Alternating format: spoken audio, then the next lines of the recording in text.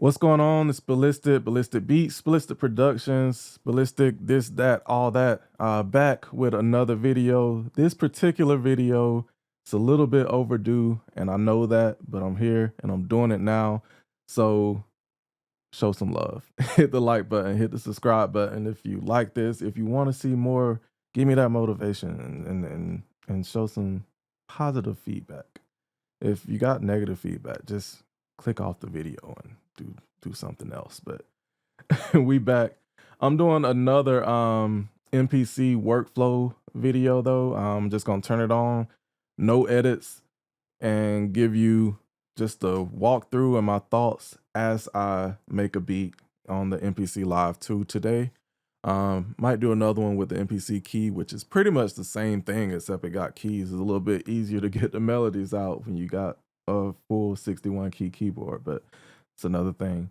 But anyway, I don't want to hold this up too long. Like I said, we're just gonna go through it and I'm gonna try to explain most of what I see, what I'm doing, and just give you a over my shoulder type of look at the flow.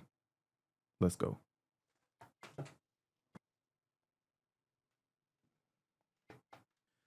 All right, so we had to get plugged in because I just literally had to dust this thing off because I've been using the other stuff when I do make beats or whatnot. So now we got some power. And let's power it up. We're gonna go through a basic workflow. Unscripted, unplanned. It's crazy that my last workflow video was one of the best performing, and I ain't really been doing them like I should have after that. And that video was the same way. It was just something that I just decided to share because a lot of people want to know and learn like you're in the same room with me or whatnot. So if I was gonna make a beat right now, this would be the flow that I would take to do so. So yeah, we just load it back up. If you get the splash screen that asks you to create a template or this or that, then I would just choose an empty template. But I actually went in and turned that off. And to be all the way transparent, I'll go through and show how to do that too. So you would go into preferences.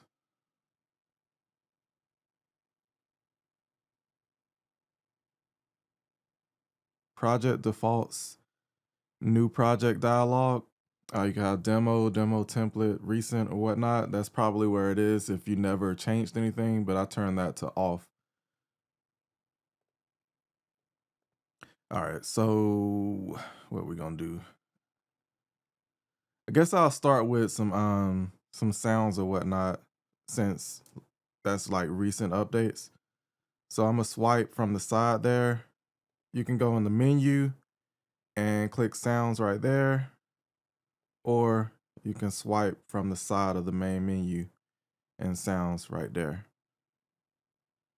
I hit back and we actually want to look for a plugin, and I keep hitting back. I actually haven't found to where it always just goes straight to this screen to pick plugins, but I just hit back to get to this main screen. And right now to start, I like to start with a piano type sound, even if I switch it out later or whatnot. So go through these. Let's make sure we get some sound first. I ain't even tested this setup.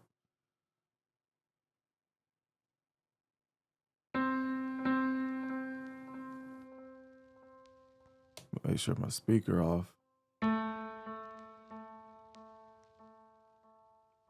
Is that it? Yeah, speaker off. Dang, I've been neglecting my live, man. It's 2.11.9 available now. I'm gonna cancel. I'll update that after this or whatnot. All right, so we got the audio. We got everything going. We go to the main menu, hit pad perform, and I'm gonna try the chord progressions right now because we're just trying to do something quick. So progressions, I think I'm gonna go with E flat and classic minor to start. And you see how I did that? I'm trying to remember to explain everything that happens, because it's like muscle memory to do certain stuff. I hit the key, that's way too high. Um, Instead of like changing the octave and stuff in here, it's like that because it's showing bank C right now. And if you go up and down these banks while you're in pad perform mode, it'll go up and down the octaves too. So if I go down to B and down to A, which is still not where I want it.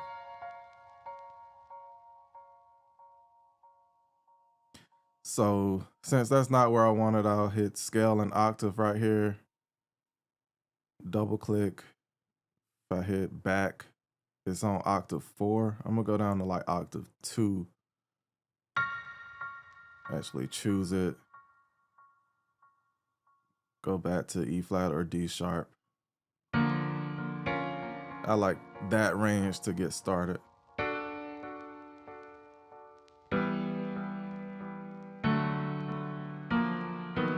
I don't like those scales though. Yeah, that ain't it. But just let me try notes.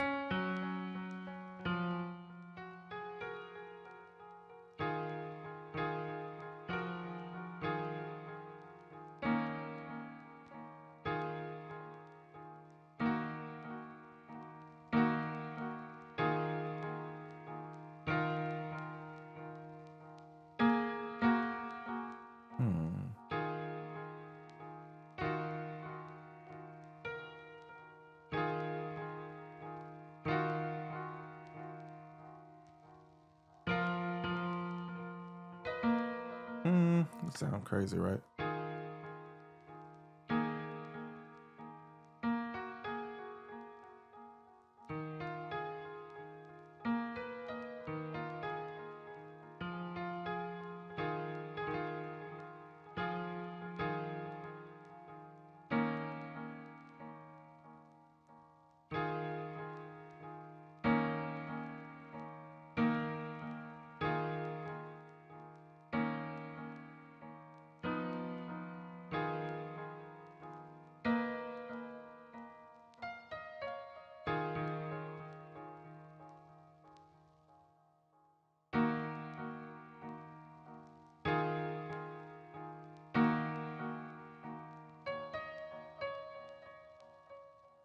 All right, we'll figure that out.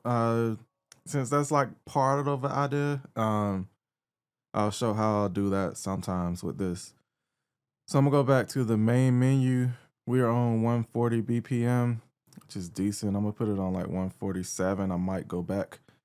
If I had a bigger idea, I would probably go to like 8 bars. I usually do 8 bars, especially like playing keys and stuff. But for this, we'll do it a little simpler. I'm gonna leave it on 4 bars and show how I plug in stuff like and just get the ideas out on the fly. So I guess I'll just record what I was just doing.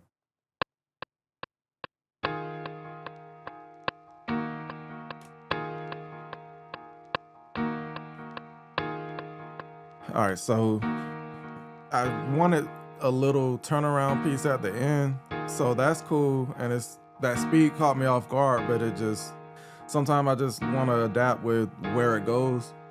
But then now I hit overdub when I record it, and now I can just hit overdub while it's playing and just plug stuff in. And then when I finish, hit overdub again. And if I don't like that, then I could hit undo, and that'll undo everything you did since the last time you hit overdub, if that makes sense. So let's see.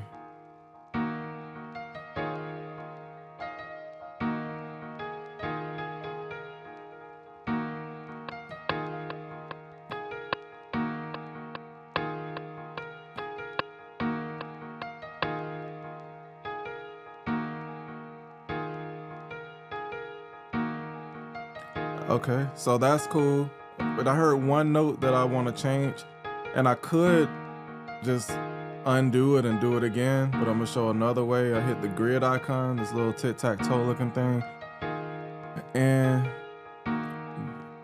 while I'm on this last magnifying glass looking thing, I can move around and zoom and all that. So now that I found, I think it's this note right here that I want to change. So I'm gonna hit this little dotted line square and highlight just that note. And we want to transpose it at the bottom. Nudge moves it back and forth, and transpose goes up and down to different notes. So I want to bring that down. Let's see.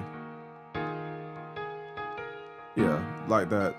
It's simple, but because I was hearing that and it wasn't doing it, it was kind of throwing me off. So that's cool for the piano. Actually, it's not cool for the piano. So we got our piano laid out, and I'm like, I want to spice it up a little bit. Airflavor Pro isn't, I think you got to pay for it no matter which instrument you get. I did get that extra, but this step can be any effect that you choose. So I'm hitting this eyeball at the top left next to the sequence, and I'm on this program, which is the 4 squares, so it'll affect the whole program. And click inserts on insert number 1, double tap, go down to harmonic, no, modulation. Is that it? Is it on here? I hope it's on here. It's on my MPC key. Let's see, bro.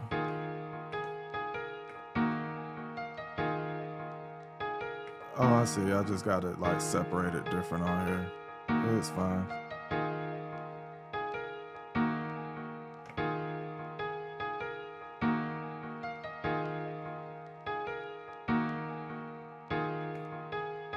And I honestly be forgetting where stuff is too in some of these menus.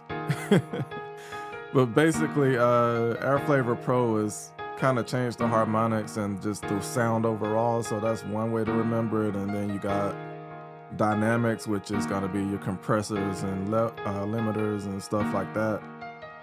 So that's easy to remember. But when it comes to harmonics and modulation, I always confuse it a little bit, but I find it. Airflavor Pro right here under harmonic. You see it already gave it a little character. I always like that main first preset too. I'll probably come back to it, but try some of the others.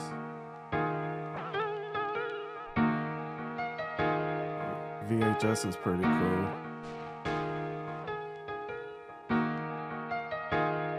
SP1200. I do like that a little bit better than the old SP1200 plugin.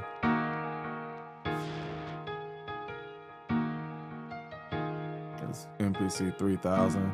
I know everybody been arguing about the old sound versus the new sound, and these give you a little bit of the characteristics, but yeah, they don't punch out the same way as if you actually had the hardware and the converters and stuff from the old one. But if you get part of the way there and then get into DAW or whatnot when you're doing your final mix, it's gonna hit. Like, I don't understand how people feel that stuff don't hit hard as they want it to. I understand if you're like tied to that, and I'll probably do another video on just this.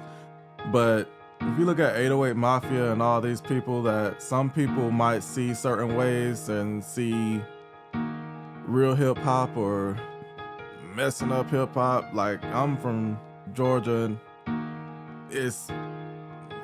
that's what it is now. It's like they're taking over. That's why that sound is taking over, and nobody beats really hitting harder than I mean, I guess Dre and Dre on some other stuff though.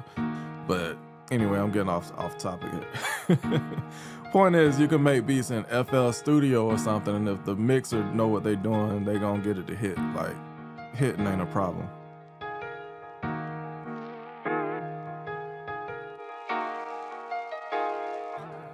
So yeah, we're gonna go back to that main preset. I'm gonna turn this down a little bit. All right, and hit track, go to track 2. Hit over the plugin, I hit this plus sign, because if I don't and I stay on plugin 1, it's gonna change the plugin we just did, and we definitely don't want that. So now I can go back, swipe over, hit sound, and try something else. Like I've been using strings a lot. Go into strings, maybe some chamber. Let's see. Am I good to go?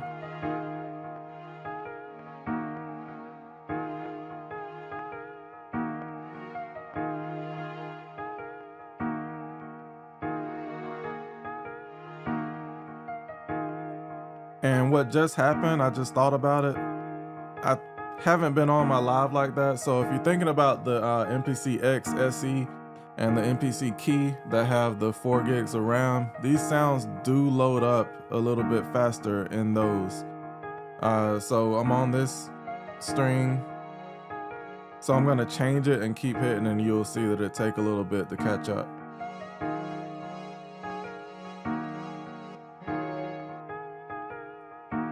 Like that one was a little bit more.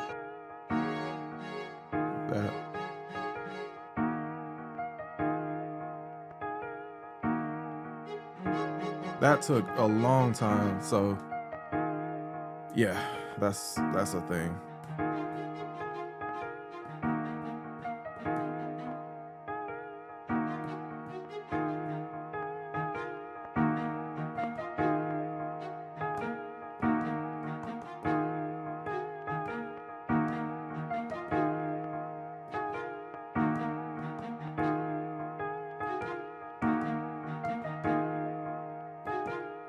That's cool.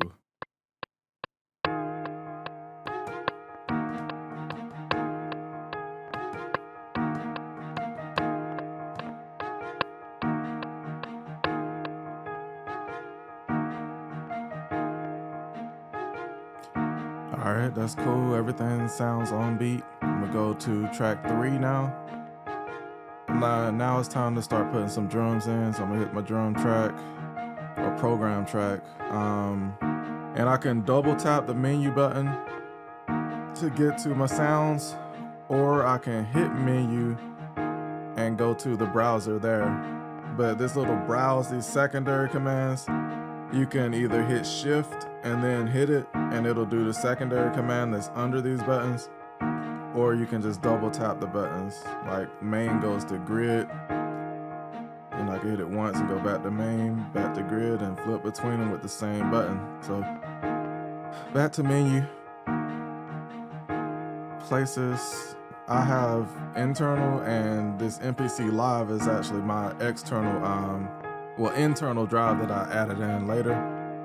You know, you can add in a hard drive if you want more space. I know that's basic knowledge usually, but some people might need to know that still. Expansions, I actually have this Neo Soul Quest and tape series that I added in. So I'm gonna use this tape series one right now. And this program I'm on right now is empty. So it's just doing nothing, it's just highlighting pads. I'm gonna try to put something on this first pad, so I'm gonna highlight that one. In my search, I'm gonna hit kick, because I know this kit has a lot of loops and stuff that I don't really care that much about. I just want to get to the drums, so I found this way it's easier for me to find like kicks and stuff. And I like to scroll through the sounds, the drum sounds, while the beat loops, because that way you can easily find what sounds good with it, basically. That actually sounds cool. I always put my 808 right there and then hit load. I'm gonna go back to the main one.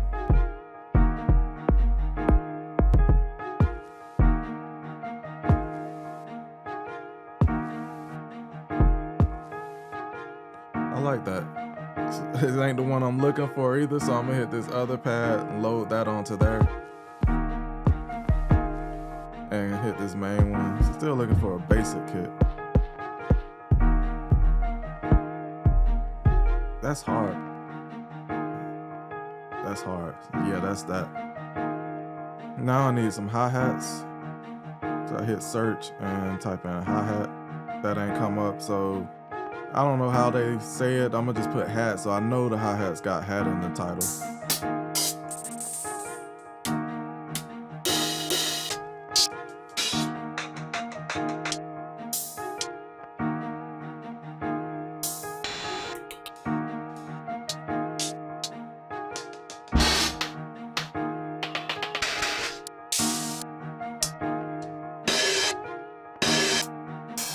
That's a cool hi-hat there, regular. I need something open. That's cool.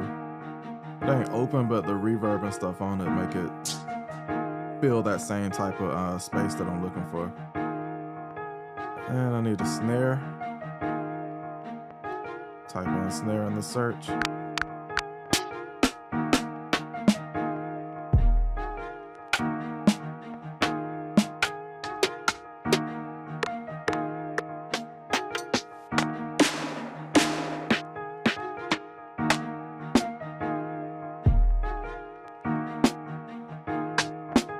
I don't usually use them kind of snares, so I'm thinking I might check that out.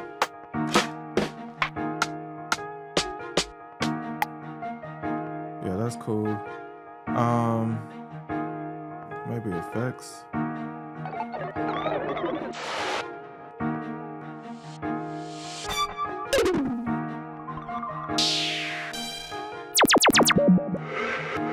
Just add some kind of extra background thing.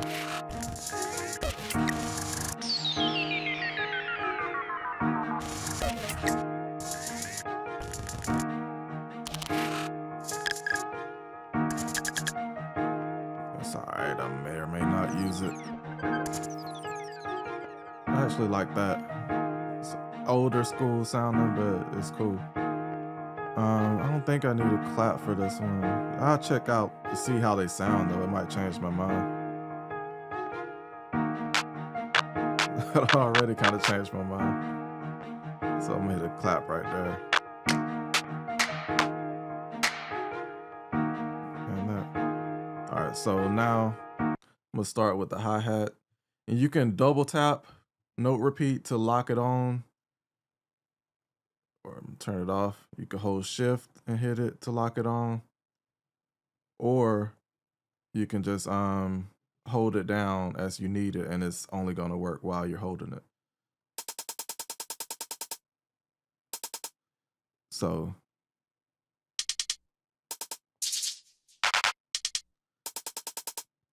all right.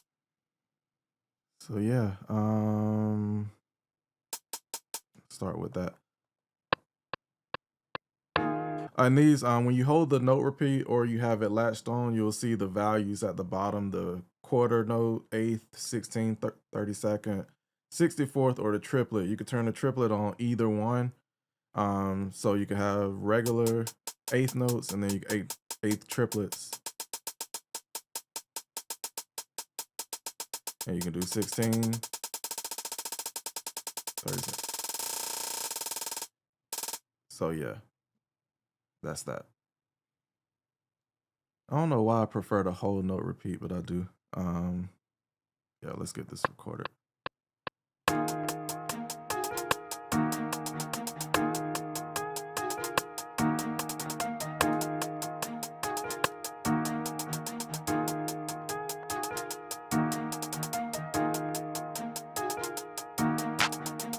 Yeah, that clap sound good.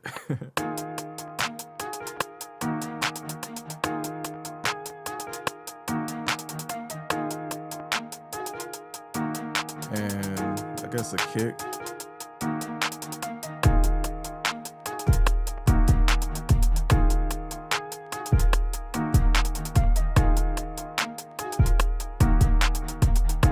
Yeah.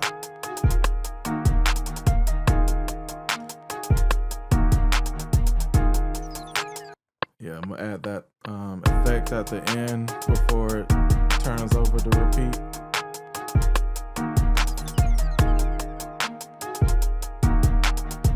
And then that other thing.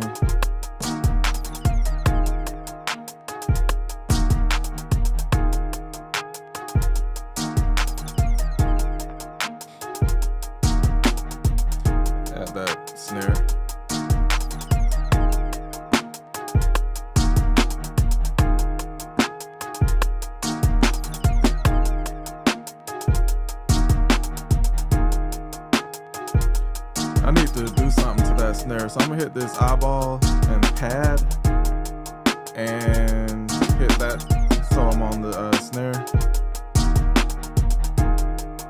And I'm gonna go into EQ and filter. And I'm gonna go to Error Enhancer. And that refresh mids preset, that enhanced it the way I need it. It made it like brighter and less muffled. I'll bring it down some.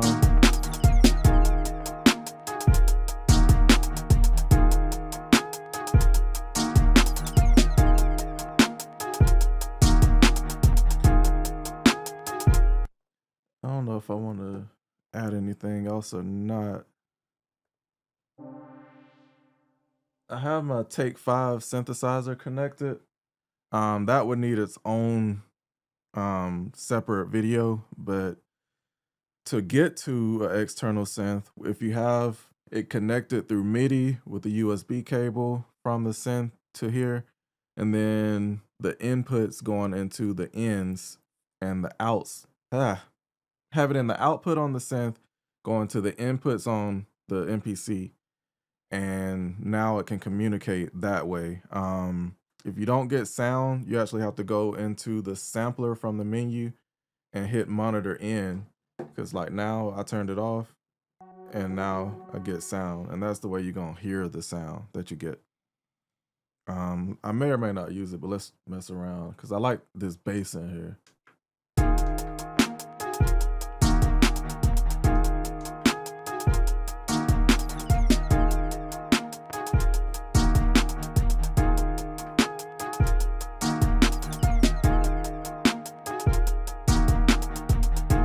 So I'm gonna go to track 4 and hit this MIDI icon. And on the MIDI port, since I have the USBs connected, Take 5 shows up there. So now the MIDI from here or any keyboard that I have connected or whatever is gonna control the Take 5.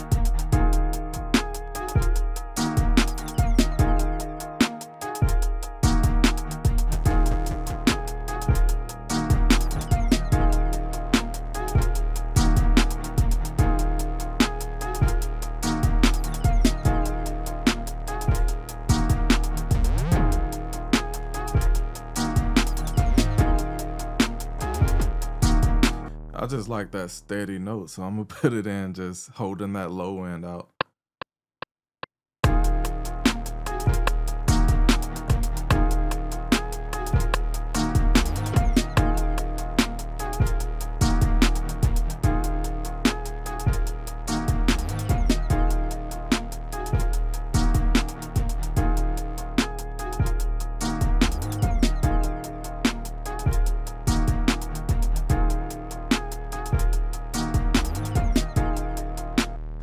That's dope. All right. And I was messing with the filter on there, and I can open it up or muffle it a little bit with the lower high pass or whatnot. A lot of people want to know, when you use an external synth, what's the way that I would choose to record it? Because right now it's just MIDI. If I save this and turn that stuff off and come back to this project, only the MIDI notes are going to be there, and you won't hear what it's controlling. It'll try to pull from there, and if it's on, it'll pull whatever sound is up. So if I want that sound to be in here and not have to worry about that, I'll hit audio. And since right now that's the only thing coming through my like externally, like in my inputs, you really can just hit record and hit play.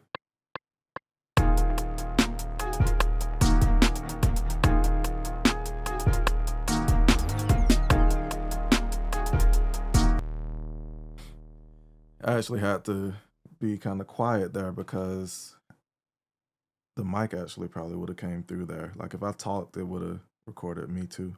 But even if I get a little hiss, this or tutorial is fine. Ideally you would want to cut off the mic or anything else, but it's fine. So now I will go back to MIDI here at the bottom and mute that. So now it's not controlling there, and the bass that you hear is going to be coming from the audio track.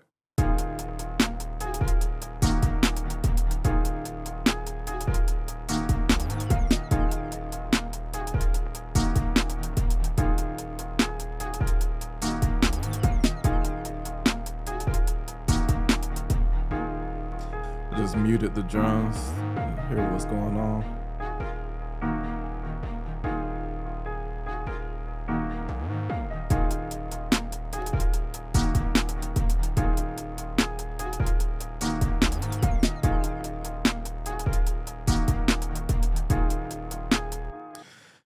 Yeah. All right, so that's pretty much that. What you would do before you export everything,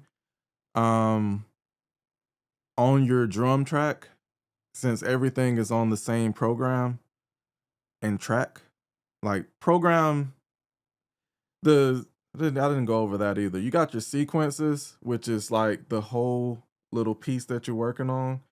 Under that, you have tracks, and inside the track, you can have a program or many programs. So in this track, I'll break that down in another video too. In this track, I'm gonna hit the little pencil off to the side of the track that has this program with the drums. And I want to explode.